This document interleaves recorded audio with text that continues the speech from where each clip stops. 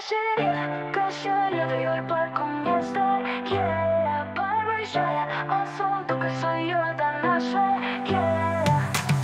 Ballistėjus atsakė parku mieste, grįžta vėl skambiai į kelią tą juodą pulką. Kličkai jau senai aš žinau, ją vadina juoda našlė. Porą metų jis stovėjo tavajam garaže, gailiai į tave žiūrėjo, kada tu sutvarkysi ją. Ir pagaliau atėjo metas priėjai prie jos, ir pats puikiai žinai, jog kelio nėra atgalios. Kas čia juda Jurbarko mieste, parvažiuoja asfaltukas su juoda našle.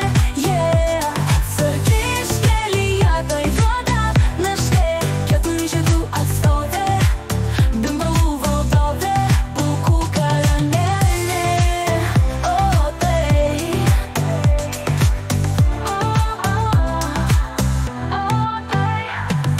kartais pyksta Osvalduko jo pati žmona, nes daugiausiai laiko praleidžia su manim garaže.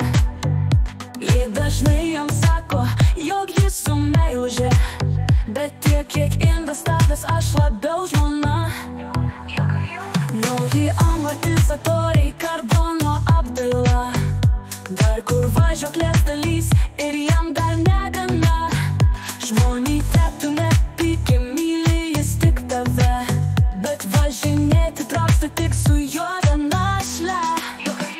Kas čia juda Jurbarko mieste, parvažiuoja asfaltukas su juoda našle.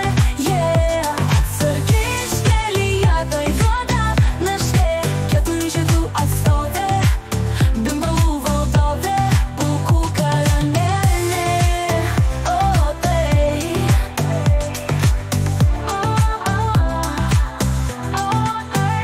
atsargiai iškelyje ta juoda našlė, keturių žiedų atstovė, bimbalų valdovė, pulkų karalienė.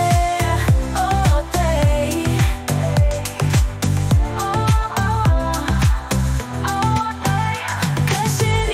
kas čia juda Jurbarko mieste, parvažiuoja asfaltukas su juoda našle. Atsargiai